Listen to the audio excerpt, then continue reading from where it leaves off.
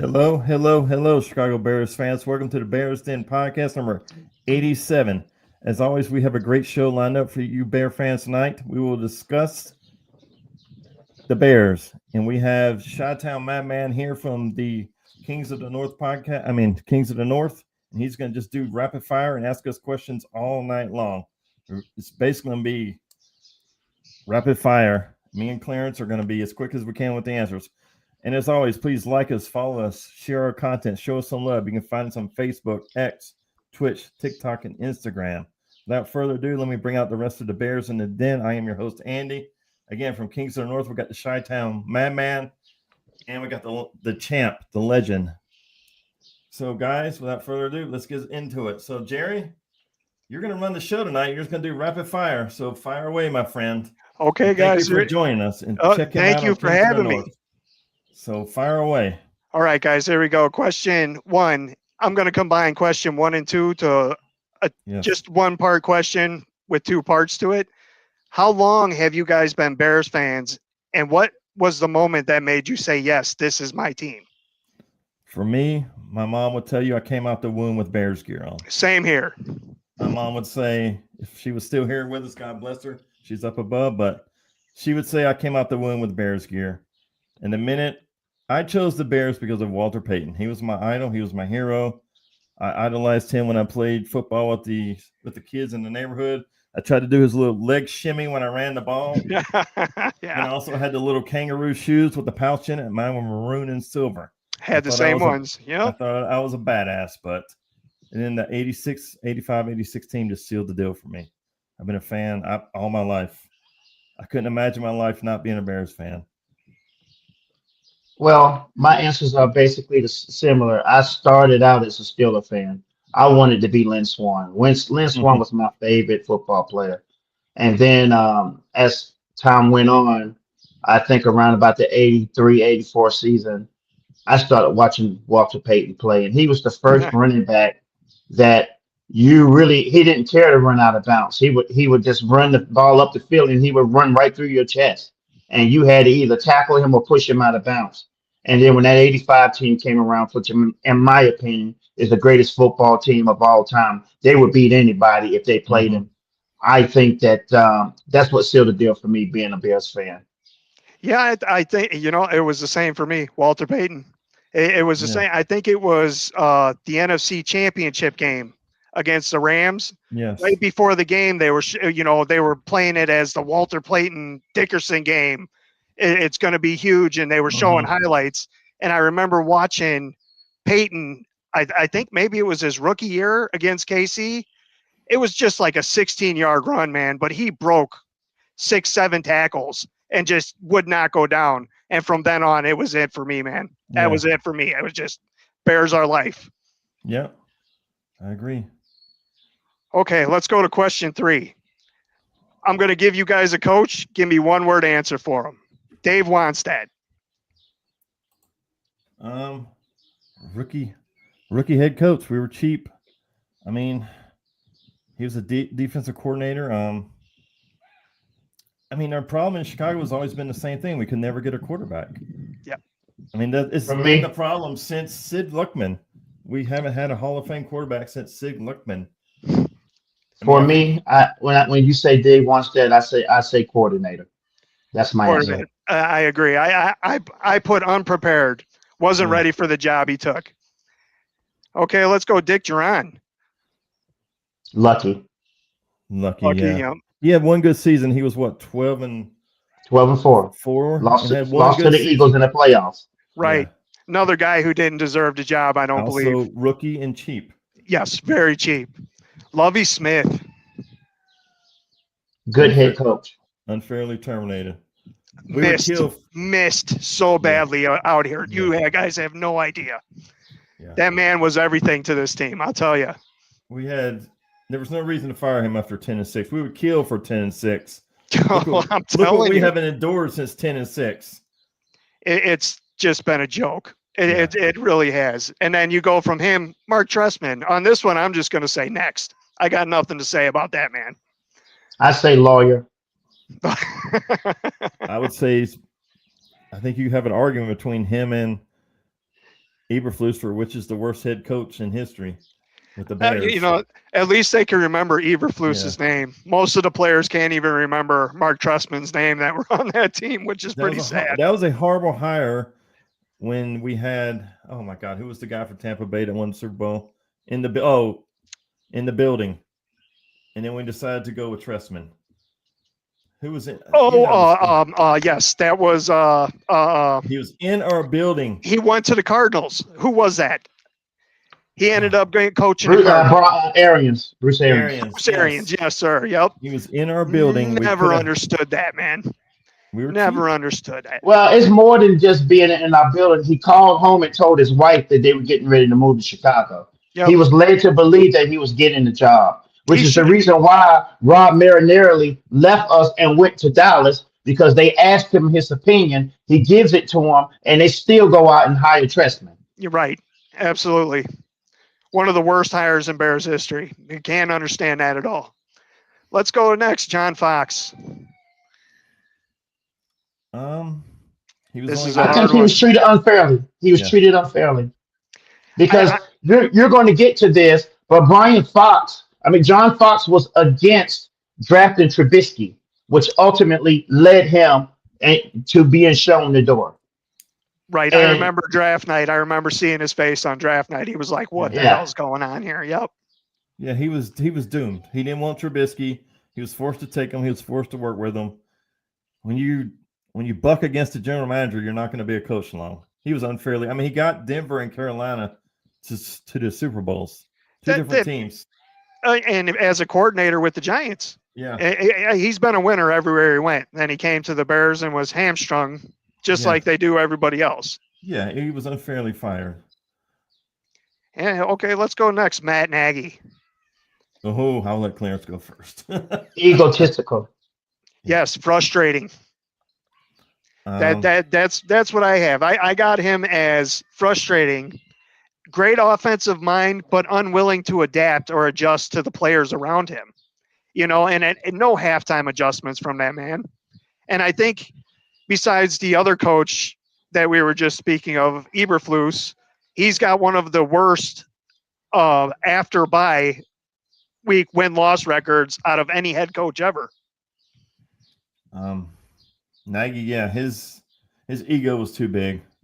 He would not change his offense to suit the quarterback. That's how you have to play today.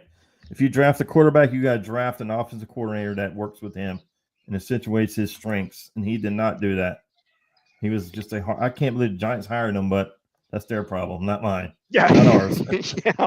I think at one point in one game, he came out and threw like 28 straight times. Yeah. Something like that with Trubisky. And I'm like, really, man? 28 Well, just figure some of the things that drove me crazy about Matt Nagy. And you know, I don't know how long you've been watching our show. I hate Matt Nagy. Mm-hmm. Yep. I hate Matt Nagy more than I hate Matt Eberflus, and that's saying something. That is. But when you can sit there, we can be first and goal on the 3-yard line, and his play design called for what was the 5-2 running back we had? Remind me of his name. Tariq Cohen. Tariq Cohen. Tariq Cohen. He would have Tariq Cohen blocking, defensive linemen. Yeah, how in God's name is that in your play design? All right. How? We got our T-ball coach in the house. I guess Come on, man. He had technical difficulties. Yeah, I didn't get the invite. Yeah, how could you forget A&T's own Tariq Cohen? Come on, yeah. I mean, I was trying to keep my blood pressure down because we got company. But you guys know how much I hate Matt Nagy. I can't stand Matt Nagy. Yeah, Nagy always irked me. And never taking responsibility in the press conferences, always pushing it to someone else. And you heard him blame Vic a couple times. Like you're blaming the guy who should be the head coach, man. So Nagy is not a fan of Nagy. What is the whys? That's what he used to love. That what is the why? Was the worst for taking responsibility. Well, that's our next up. Eberflus is up next. He was always being himself, wasn't he? Yep, garbage. Yeah, Eberflus is our next coach, and that's all I got there is garbage, just hot garbage. Everywhere the man's gone, he's just been garbage. For me, My one word answer for him is idiot. I have never. It's only been a couple of times where I have been more pissed at the Chicago Bears than I was that Thanksgiving game when we didn't call timeout. Oh my Oh, God. yeah, I had some Yeah. word. I was watching it in front of the family, and some words came out in that Ooh. game. Yeah, Andy That will probably definitely contest you. Andy's Mhm. probably been around. If you get my top 3 times of being more pissed off at the Bears, Andy's been around for 2 of them. I mean, you know, and what I have absolutely just lost my religion on that football team, and he's seen 2 of them. So I thought about that one word answer. I think for Eberflus, affordable was probably the correct answer because we weren't willing to pay anybody. So he's probably a little above average defensive coordinator, and that's about all he is. yeah, I think that was Poles bombing on purpose. I don't know what else it could be. I'm not in his brain, but what else could that possibly be? When the Colts are firing the man as a defensive coordinator and you're Right. hiring him as a head coach, what else could it be? We're going to tank this team, get some good picks, and that's all I can think of. I don't know what else it would be. He was a horrible head coach. Horrible. He was. Like, I have nothing nice to say about Eberflus. That Washington game and that press conference when he said we were set. We didn't need to call that timeout. We didn't need to call the timeout with Tariq working in the end zone. We were set. Those yards didn't matter. I'm like, oh, this guy's got to go. Yeah, that guy's got to go now. That was it. That was it, man. Yeah. That was it for me. When they caught that ball, that I let out something. I don't know what I said, but when I walked back in the room, my kids and my wife were all staring at me. So I'm like, I said something bad. And I was upset. And then, like you said, oh, we were in place. Your man was down there waving to the fans, man. You weren't in place. Yeah, our friend Arthur is correct. We went with Eberflus and we had Dan Quinn on the plane and coach that we didn't pay for, but that's another story. And coach. That's a Bears move for you. Yes. And coach. I just looked it up. Flus got another job. Y'all know what he's doing? San Francisco, isn't it? Yeah, he's the assistant. He's an advisor or something. Assistant head coach of defense, whatever that means. That means he's not going to be making decisions. He can't screw something up. No. Their defense will go to shit anyways. He's there. I mean, that's a bad luck charm right there, man. Unlucky rabbit's foot. Yes. All right, here we go. Question 4.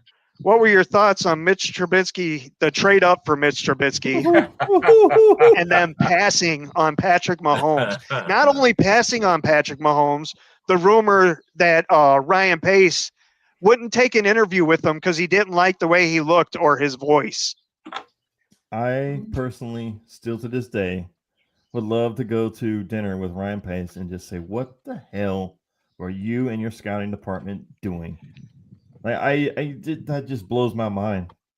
Like that, to me, you interview everybody, you look at everybody. That's your job as a general manager. You evaluate every single player at every single position. Even if you know who you're taking, that's your job. That is your job, to evaluate and bring in talent. So I still need to go to dinner with this man and ask him, what the hell were you thinking? Go ahead, Todd. I know Clarence is going to be. Go ahead, Todd. This is just an internet search, and believe what you want, but it says here that both Pace and John Fox traveled to Texas Tech for a workout. It just says mid-April 17, which is 2 weeks before the draft. So I don't know how accurate it is, but supposedly there was a private workout, and they usually do the standard dinner thing afterwards. So I don't know. I don't believe the rumor. I'm sure that they probably talked to him, but and probably did that workout. But I sure hope so. I know they didn't talk to Deshaun Watson, thank God, but I know they didn't talk to him. They did had 20 plus reps at his pro day. I mean, they scouted him, but anyway. But mistakes were made. So how the hell did they land on Mitch, man? I don't know. If you scouted those guys, what? The funny thing about it, supposedly it was his beaten up car. They liked it. Well, supposedly the dinner is what sold them. But I tell you, if you watch the video, nobody's more surprised than Mitch Trubisky himself that he was. Oh drafted God, by yeah, the yeah. Bears. You know, and if you No, take I somebody was. well, I was. like I don't, you know, I guess, you know, I pay attention to prospects and drafts, and you know, I wasn't necessarily on you had to have a quarterback on that. I mean, most of the, you know, day of or a couple of days before talked about how hot we were for Adams, the safety, who, you know, a Pro Bowler, had a great career. And then, you know, the tackle Solomon Thomas, who didn't have that great a career, but those were the two names you kept hearing. I was surprised that they took a quarterback. I mean, you know, Jay had missed the previous year, almost the whole year, but the year prior he was like 3,600 and change for yards. So, you know, but I do think that Pace being his third draft, he needed to, you know, you need to say, hey, this is my guy and go forward with it. And he rolled the dice and he lost. So, lost big time. Yeah. But, you know, Mahomes was never considered the number one guy. Just too carefree with the ball, his gunslinger, too many interceptions. They questioned his accuracy. He landed in a perfect situation to hook. He really did. I think anybody who would have landed with the Bears at that time would have failed. Yeah, I honestly believe that. He wouldn't be the same player with us, clearly. And you know, and he got to set almost the whole year. I think he played in the last game that year behind Alex Smith, and that was, you know, it worked out really, really well for Mahomes. But anyway, those are my 2 cents. Yeah, go ahead, Clarence. This is going to be hide the kids right now. Well, for me, I watch a lot of North Carolina football. I am a Tar Heel, and I watch a lot of North Carolina football. And I saw Trubisky. I saw Trubisky start 11 games. I knew what his limitations are and were at the time. And he is a guy that operates on scripted plays. Yes. He cannot read defenses.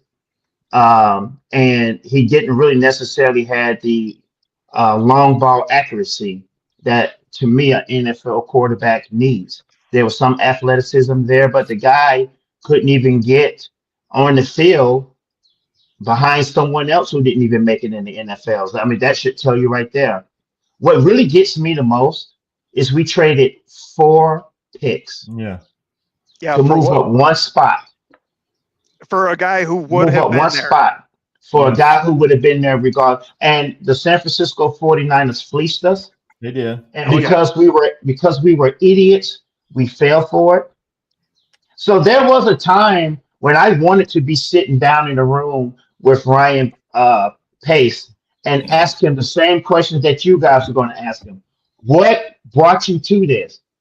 But I don't even think his answers would totally convince me or quell the overwhelming feeling that I would have to put hands on him. Because it would probably confuse you more than it would make you understand. When you see things like that, it just showed the rest of the world how stupid Chicago Bears were and how inept that we are at handling our business, even on draft day, to do a move like that when your fans who have no football experience knows better. And I knew Trubisky wasn't that guy. The only thing that I would give him credit for is the guy built us a championship defense. Had you drafted Deshaun Watson, even with as stupid and maniacal as Matt Nagy was, the simple fact of he could scheme plays open, and Trubisky just missed them.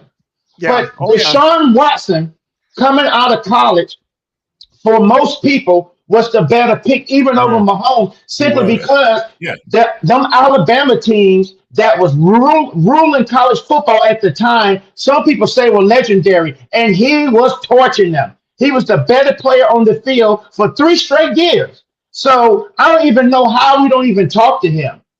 You know, we told him that he can go to dinner with one of his defensive players. It was going to be a joint interview, and he felt, disrespected by that, and rightfully so.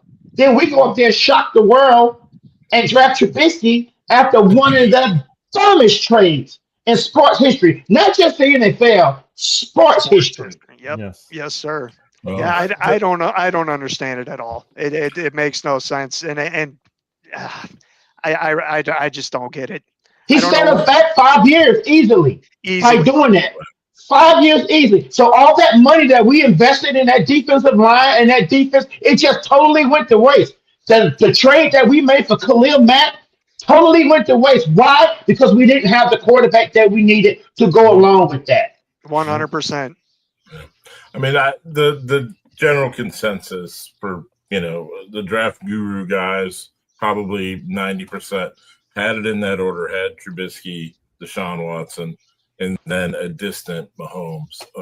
And Watson went third. I mean, Mel Kiper had us taking Patrick Mahomes. That's I remember that. He had us He had us taking Patrick Mahomes. And if you're telling me all the top guru guys for draft was sitting there saying that Trubisky was the top quarterback off the board, I would have stood on a mountaintop and shouted how stupid they all were. You clearly don't watch college football. I do. And everything I said about Trubisky panned out. Same guy. I mean, there was talk of Cleveland taking him at 1, which was, I think, is what made Ryan Pace do what he did, because there was talk of, hey, maybe we're not sold on Garrett. That would have been the biggest gift in the world if Cleveland had blundered that and left Myles Garrett at 2. That would have been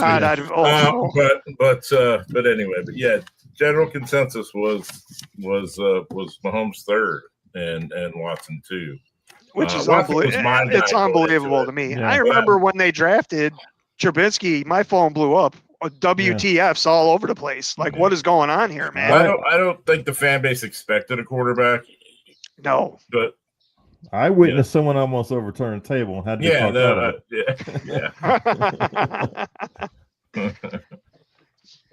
All right, let's go to question 5. Did you guys ever believe Justin Fields was a guy? No.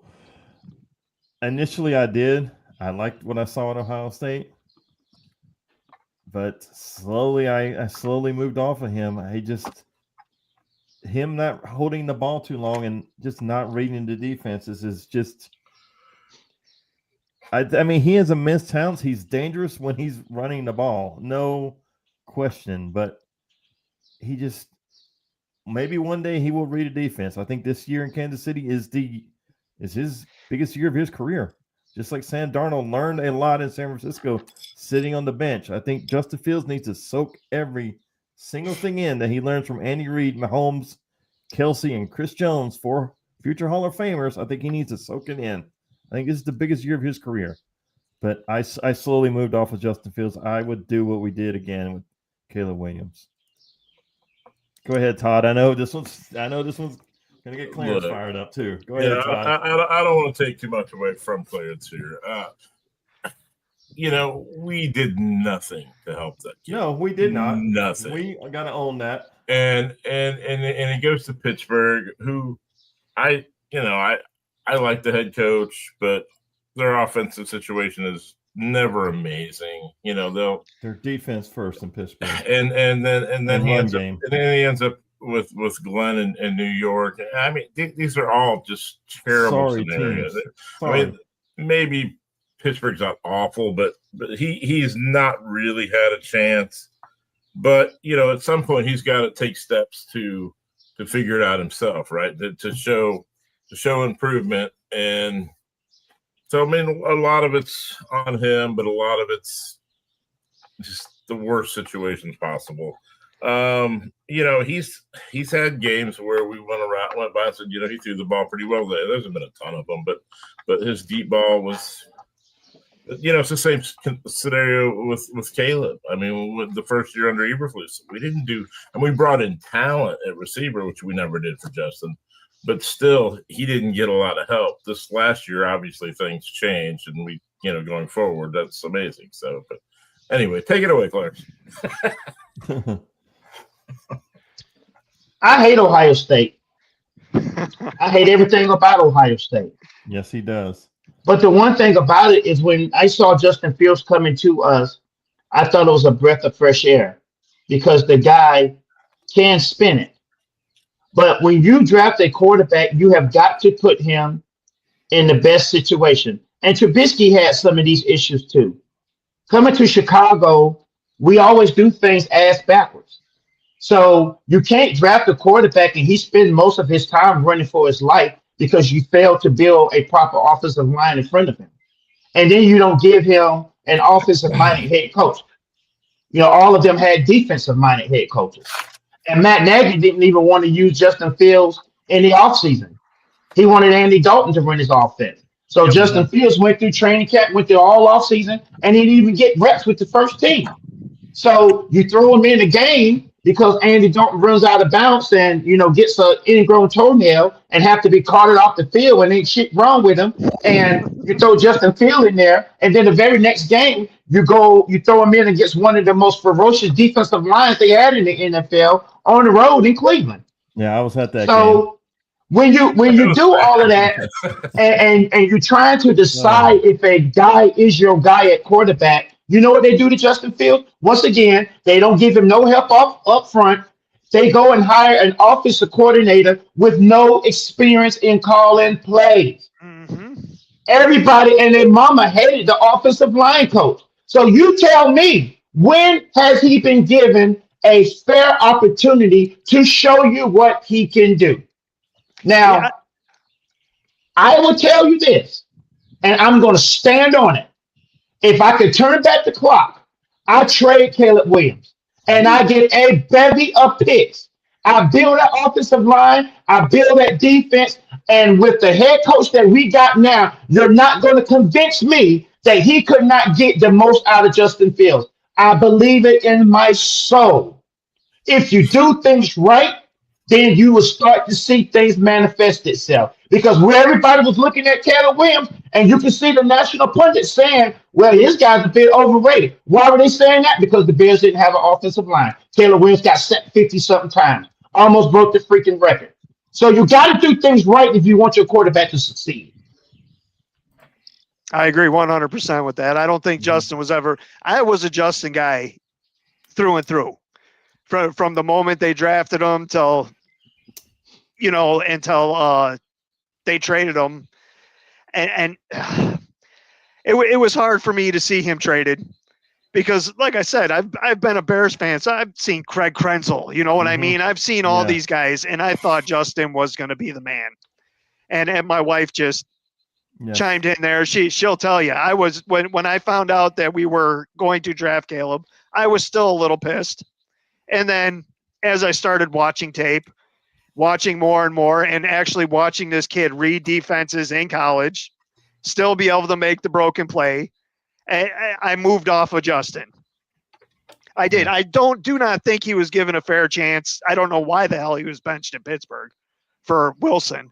Yeah. What I don't know what that was. That made no sense. Him going to the Jets set him back 2 more years right there. Yeah. Anybody goes to the Jets, you're set back at least 10 years, I guess. Yes. I mean, look at their offensive line. That's one of the few offensive lines that's worse than the one he played behind in Chicago. Yes, absolutely. He didn't do anything but run behind the line. And also, their offensive coordinator was a rookie at doing it and calling plays. And he had a rookie defensive-minded head coach. So, yeah, Justin Fields and his team decided to go to the Jets because the Jets gave him guaranteed money, $11 million. Right. Who would say no to that and told him that the starting job is yours? But you also got to, take some responsibility. You need to help put yourself in the best opportunistic position for yourself. And going to the New York Jets was just not it. So you've soured people around the league's opinion on you even more by putting yourself in that situation. Yeah, because you didn't do nothing but run for your life. Yep, and just taking it for the money. And everyone knew, looking at that team, they knew that's what was happening. He was going for the guaranteed cash. Mm-hmm. Absolutely. All right, let's go to our next question. Rome Odunze, talking about his foot injury being the new normal. You guys think this is going to be an excuse for the coming up season? Because No. I'm hoping this guy breaks out, but I'm hoping too. Todd scared me a couple weeks ago, giving me the stats of Jerry Jeudy, Quentin Johnson, and that's stuck in my mind this whole time. And then I hear him say, my foot injury, the bone, this is going to be the new normal. I'm scared that he's going to have a shit year, and it's going to be, well, I told you guys my foot injury was, Well, I hope here's that's not the case. you know, as players age, they have to. There's there's hurt and injured, and as you age in this league, you have to learn to play hurt. If you're injured, do. that's one thing. If something's wrong, then that's I mean, I hurt every day. You guys hurt every day. I hurt every day. We're old though. Yeah. Union carpenter for a long Yes. time. I'm There sore you all the go. time, man. Yeah, right, exactly.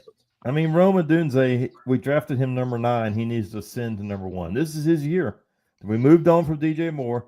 This is his year. This is his time to shine. I mean, I know he's injured, and I know what he said about the foot, but it's your turn. It's time to shine. We drafted you to shine, to be number 1. It's your turn. I hope he does too. Yes. I really do. Well, this is the year for him. They got rid of DJ Moore. He's got to ascend to the number 1 position, or he's not going to get a second contract with the Chicago Bears. That's just point blank, period. And you're costing yourself money as you continue to drop these passes. You have got to assert yourself as the guy here. And if you're not going to do it on this team, then what team are you going to do it on? I don't care what you're talking about your foot. I don't even want to hear it. Get some stickum on You them got to fingers, catch the man. ball. Yeah, he dropped way too many passes. Last year was really bad, man.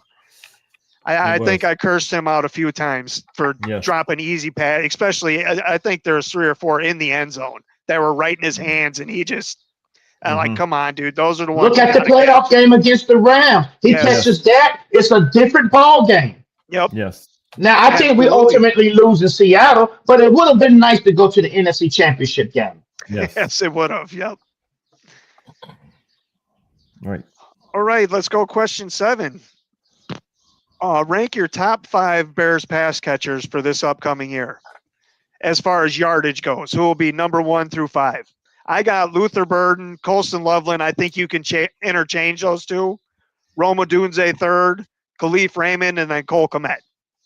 Okay, for me, I think it's going to be Colston Loveland. I got Luther Burton. I got Khalif Raymond. Then I think Odunze and then Kmet. I would go Burton, Loveland, Odunze, Raymond, and then is that 5? One more. Kmet.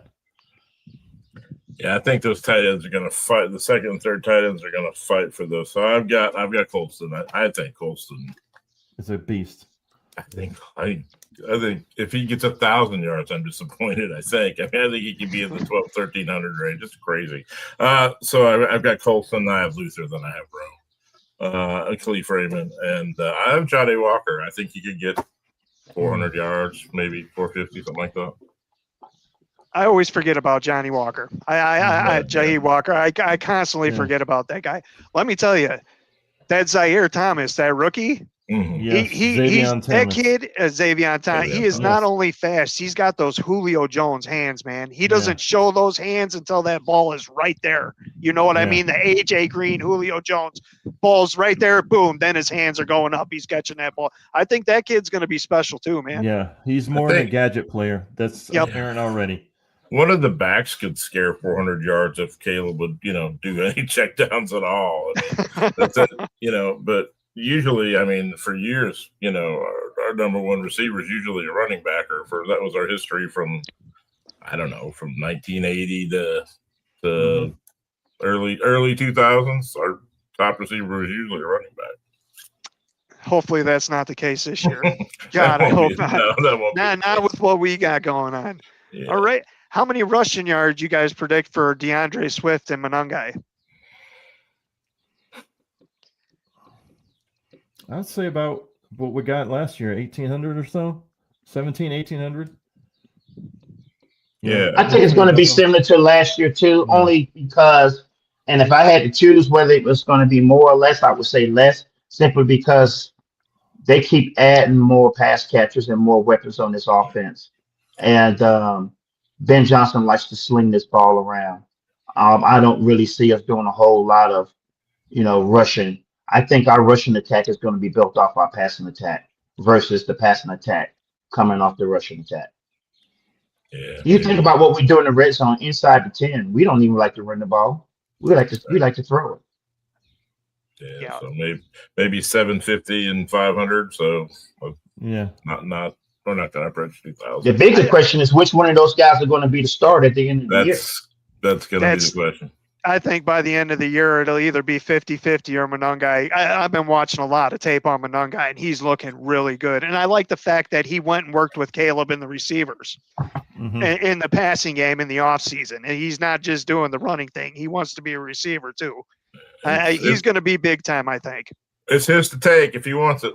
I believe so, especially with this being a contract year for Swift, too. It is his to take, man. Yeah, and Monangai costs nothing. I mean, 7th round pick, just as cheap as, if they can move on and bring it and draft another back and pay, 2nd, 3rd, 4th round, something like that for next year, they've got no money tied up in that position though. Which is nice. That's a nice position. Yeah, that's a nice position to be in. And then, I guess we kind of answered this. I said, what role do you see Kyle Monangai having this season? Mm-hmm. And I think that's probably a backup moving into a starter position. Yeah, I agree. Yeah. Okay. Which current Bears player not named Caleb Williams is most important to this Bears team? For me, I think it's the defensive line, period. Yeah. Your Sweat's got to step up. Garrett's got to step up. Booker's got to step up. Dexter's got to be huge. I'm going to say. Well, you can say that. I'm sorry, Andy. I'll let you go. I'm going to say Bradbury, the center. The center is the quarterback's best friend. Mm-hmm. He helps with the line calls. He helps with the protection. I mean, I think the center is. I think it's going to be Bradbury. Go ahead, Clarence. It's going to shock you, but I'm going to say the left tackle. Yeah, that's what I'm saying too. He's got to hold up. He has got to hold up. Your weakest link is Braxton Jones. I mean, because this offensive line took a step forward, and before the injuries hit, I think we guys could say that the offensive line was the strength of this football team. Yes, and we got good left tackle play, but we can't have the old Braxton Jones. We can't have him getting bull rushed. We can't have him miss assignments. He has got to protect Caleb Williams' backside, because one of the things that we say people have been criticizing Caleb Williams on is he likes to hold the ball too. Yes, he does. And he can't depend on that left tackle to hold up. He's got to get that ball's got to be gone. And I think Ben Johnson wants that ball out of there a lot sooner. And I think he's going to really be coaching that up.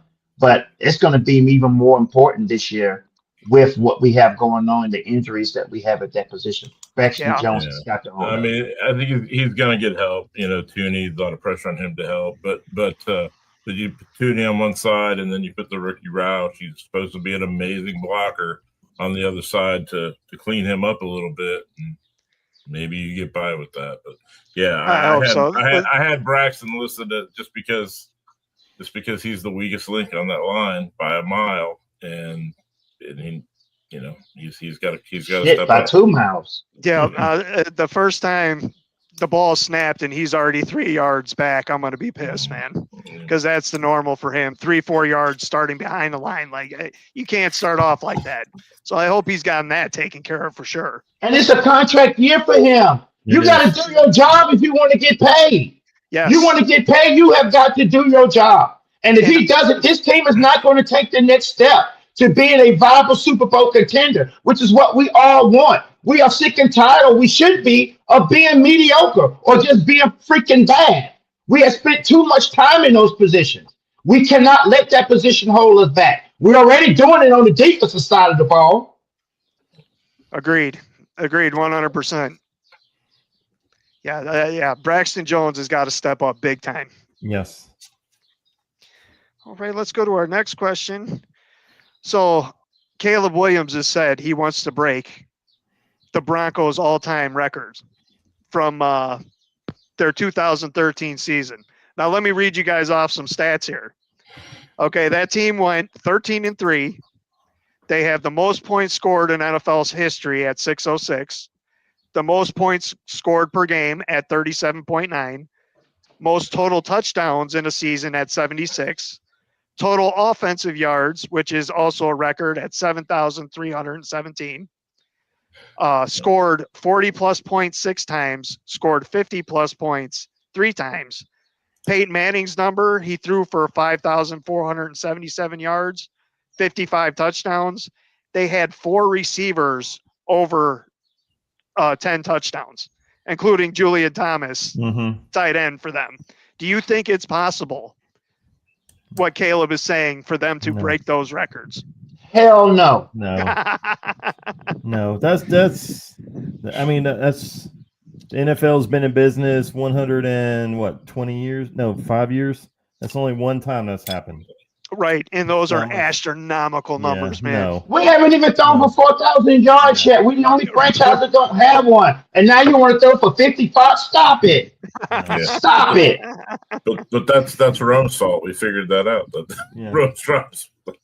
I like his confidence in what he's going for, man. No, I do too, but big numbers, man. And I'd like to thank everybody who didn't take Peyton Manning. That was my first championship because no one took Peyton Manning that year because they thought he was still all jacked up from his neck. I had him and Denarius Thomas on the same team that year. Yeah. Okay, let's go. Where are we at now? 13. All right, guys. We are at 13. How many MVPs do you believe Caleb Williams will win with the Chicago Bears? That's tough. I mean, we're in territory that we have never seen. Yeah. We have never seen us have a head coach like this. And for a lot of our lifetime, we ain't never seen us have a franchise quarterback. It's kind of hard to say because we are doing things. We did things last year, or the last 2 years that we don't do.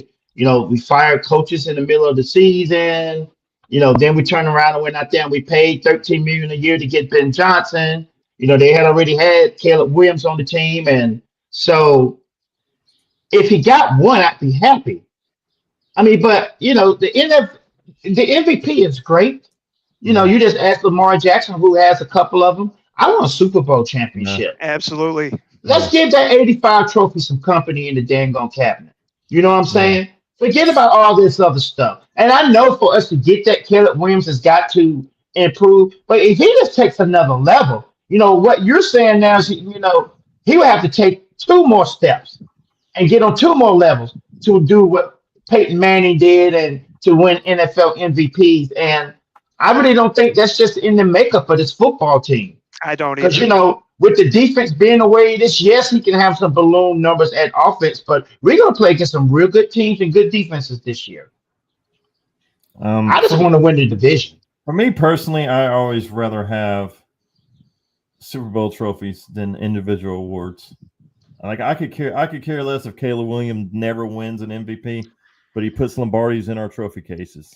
I could care if he threw for 1,000 yards if we're winning Super Bowls, man. I want rings. I want some banners flying. I want to buy some T-shirts and some hats.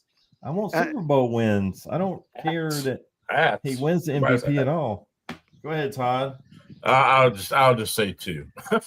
That's what I have too. I got 2.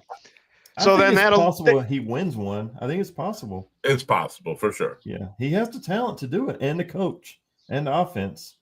It's very possible. That leads us right into our next question. How many Super Bowls do you believe Ben Johnson and Caleb will win together? Oof. Another hard question, I know. Yeah. It's hard to say for a team who ain't won since 85. Yeah. I mean, we've only been to one since then. So it's just hard to say. You know, I'm going to say 2. Just because I just believe that that's very possible. But hell, just give me the 1. Give me 1, yes. Give me 1. I just want 1 as well. 1, I'll be happy. I mean, I've seen all my teams win 1, but I was just a little kid when I saw them win in 86, 85. As was I, as an adult. I mean, I've seen the Blackhawks win, seen the Cubs win, saw the White Sox win, seen the Bulls win, even though I don't follow basketball. I want to see the Bears win as an adult, something I've never seen. Ty, go ahead. Yeah, I would. Yeah, I want more than 1. Yes. I mean, I do too. But, I just want the yeah, first one. let's get the first one. But look, they have the ability to, if they're smart about how they handle the money and about how look, if you can develop, you can ride this out for a long time. You can put together a team for a short period of time and then lose everybody for money. And if you can't continuously, bring the young guys in on a low dollar figure, the only way you can sustain it is to be able to develop players. And we're just now starting to develop players. We didn't develop anybody for the longest time. We would fall into a great player or we would, we'd pull out a 4th round pick out of a hat and hey, he'd be great and everything. But they'd either be great right out of the gate or they'd be terrible right out of the gate. And that's the way it was. And great teams develop players. Kansas City that's the key. Kansas City seems like they just roll them over. They just keep rolling them over. But it's easy when you got a quarterback. I mean, you look at it, we won in 85. It took us 24 years before we got to another Super Bowl. Yeah. It's already been 17 since that year. So come on. It would be almost criminal for us to sit here and say, okay, how many Super Bowls we think we're going to win with Caleb with the bench up? I just want one. Give me one before I start thinking about 2. But in theory, with Williams and Ben, and Ben as much as Williams, we could win more than one if we're smart. If I think we can win 2 or Poles 3. does his job. Yeah, I think so too. Which is what I'm hoping for. But like you said, give me one, man. Just give me one. I've watched my Bulls win all of those championships. I watched my White Sox and that other team that's here that plays baseball. Christ, and Blackhawks, never been a Blackhawks fan because when I was a kid, they wasn't on TV here. Mm-hmm. The old man didn't sign any TV contracts. So hockey when I was growing up was not a big thing here. Yeah.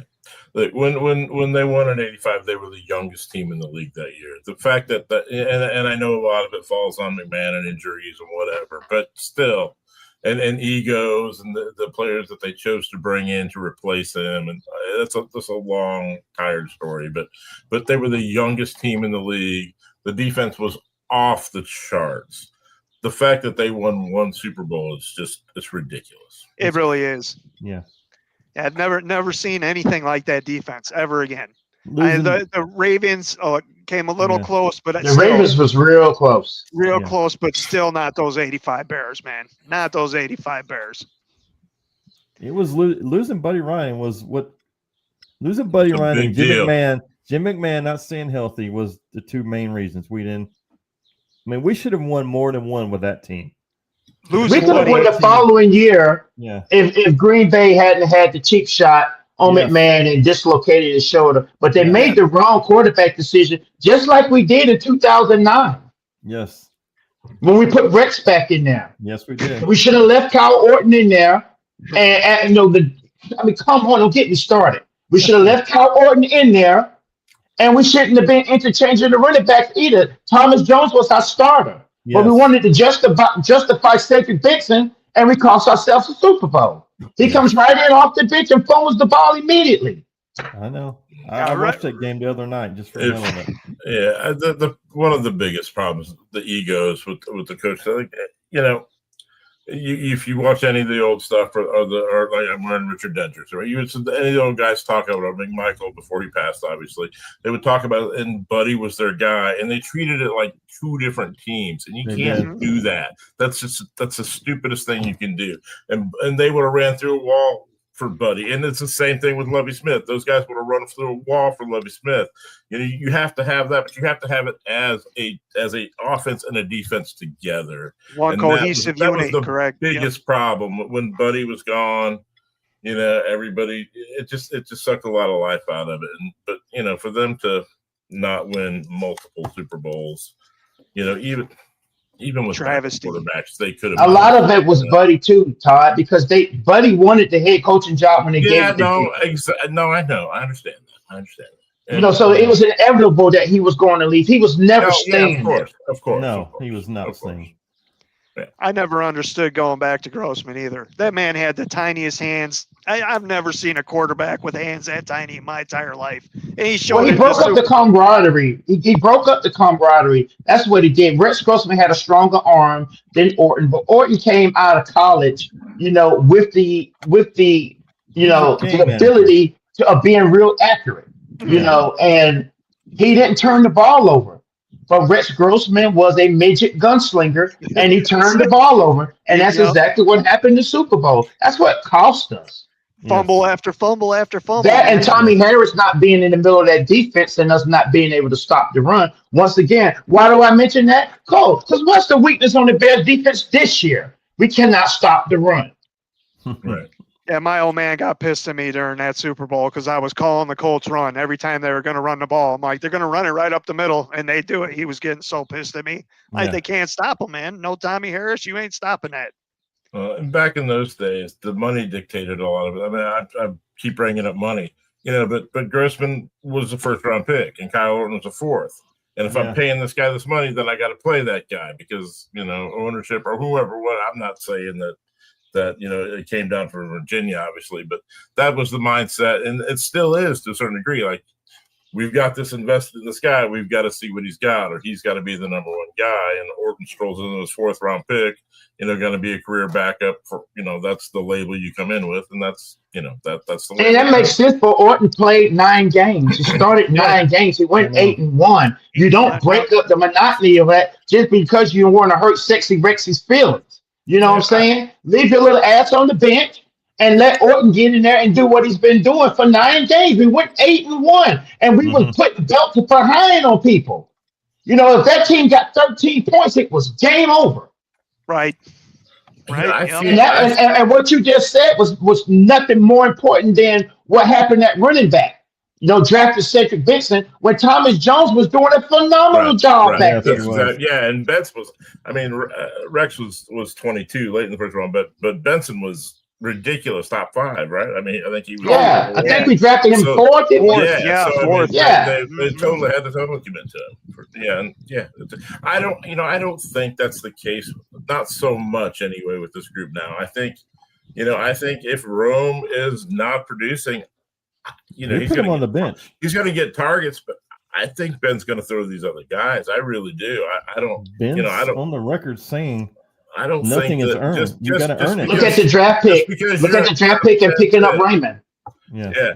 I mean, if Raymond's producing and Rome's dropping balls, you've got a free agent and you've got a top 10 pick. I think that Ben's going to play Raymond. I don't. And you know what? That's why I love Ben Johnson, because it's not how much you're getting paid. It's what you're doing, buddy. I don't care if you're making this amount of money. If you're not producing, what did he say about DJ? If there's no block, you ain't getting the rock. Right. Yeah. And right. Yeah. Yep. And that right there, I'm like, yeah, that's our man. There's no block, you ain't getting the rock. You better start blocking, DJ. Yeah. All right. Look, I got my final question here. It's February. The Bears just won it all. What are you guys doing? I'm going to the parade, man. I'm with you. I'm booking a trip to the parade. I've already told my employer if the Bears ever win, I will not be in that week. I think that I'm going to have to break down and get on the plane. Oh hell! Get them headwinds. Hold on. What's the temperature going to be like? Is it going to be cold? Oh yeah, you're talking probably in the negatives, maybe -1. Yeah, I don't know about that. I'll still be there, baby. Yeah. I will be at the parade if they win the Super Bowl. I'm not going to miss it. I don't care if I lose my job. I'm not missing it. So I was lucky enough to be downtown working when the Sox won, actually on Wabash Street where the parade came down, and when the Cubs won, which was a crazy moment because I was 2 blocks away from Grant Park. So I got on top of the building and we're watching all of just a sea of blue coming down the street. I got a call from my boss. He said, guys, get the hell out of there. I said, why? He said, because if you don't leave right now, you won't be leaving until tonight. And it literally took me, I think, 3.5 hours to get to 94, and I was only 4 blocks away. I believe because of the crowd. I believe it. So, and I'm the only man walking through the crowd in a White Sox hat. So that's it for the questions, correct? Yep, that's it. So anybody else want to touch on anything just Chicago Bear related? I mean, there's really nothing to talk about. Training camp fires up in July, or mini camp. No training Yeah, camp. Yeah. this is What's a that, drag. Clarence? Training camp comes was it like the July 27th, something like that? Yeah. it July was announced. 27th. Yep. Yes, sir. Okay. So I'll just head into our final thoughts again. Jerry, thank you for joining us. Kings of the North, check him out. You can find him on Kings of the North, Chicago Madman. You can find the Bears Den podcast on Facebook, X, Twitch, TikTok, Instagram, and YouTube. My final thoughts is I'm just gonna simply say next week is 4th of July. If you party hard, don't get behind the wheel and hurt somebody else. That's all I'm gonna say. That's my final thoughts. Todd, what are your final thoughts? Well, I was trying the NBA draft on right now, and the Bulls pick is in, but I haven't seen the name yet. So, but yeah, no, I'm just, yeah, no, hey, happy 4th of July, everybody. Yeah, and I'm sure we're going to take next week off to celebrate the holiday, so there won't be a pod next week. So, Chicago Clarence, I'll let our guests go last. Chicago Clarence, what are your final thoughts before we sign off? Well, for me, it's I want to give a shout out to my son Chandler. We are leaving on Wednesday to drive to Orlando, Florida, and he is going to get his diploma Good job, Chandler. for finishing school. And a lot of people doesn't know the backstory of it, but my son has sickle cell anemia, and that disease is a very horrible disease. 2 years into him being in college, he was going to UNC Charlotte. He falls from a balcony and he breaks both his legs. Oh, So he has metal feet, metal plates in his ankles, and he's just been through a hell of a lot, but still he had to persevere and he earned his degree. And it's going to be very emotional for me to watch him go across that stage and receive his diploma. So I just want to tell my son, I'm so proud of you, proud to be your dad. I love you and can't wait to see you get your diploma. Congrats, Chandler. So, yep. Yeah, Congrats, congratulations. Chandler. Great job. so Chicago Man, take us away. What are your final thoughts? For one last question. Who's your number one running back in fantasy this year? Love from Notre Dame. I'm going to say Robinson, Atlanta. Yeah, Bijan probably. I haven't done any mocks, but he's got to be up there, right? I'm going Omari Hampton, San Diego Yeah. Chargers. I think Yes, sir. that kid's about to explode this That's year. what He was on my team last year when I won the fantasy league. Yeah, I think him and Tootin, the kid from Jacksonville, I think they're going to have some phenomenal years this year. But gonna other be than great. that, I mean, bear down. Thanks for having me, guys. This was fun. Yeah. Yep. Appreciate All right, you man. coming on. Yes, thank you for joining us. You'll be welcome back anytime. All right. Until Thanks, next guys. time, guys. Peace. Bear down. Bear down. Thank you. Enjoy the 4th. Happy 4th. Yes.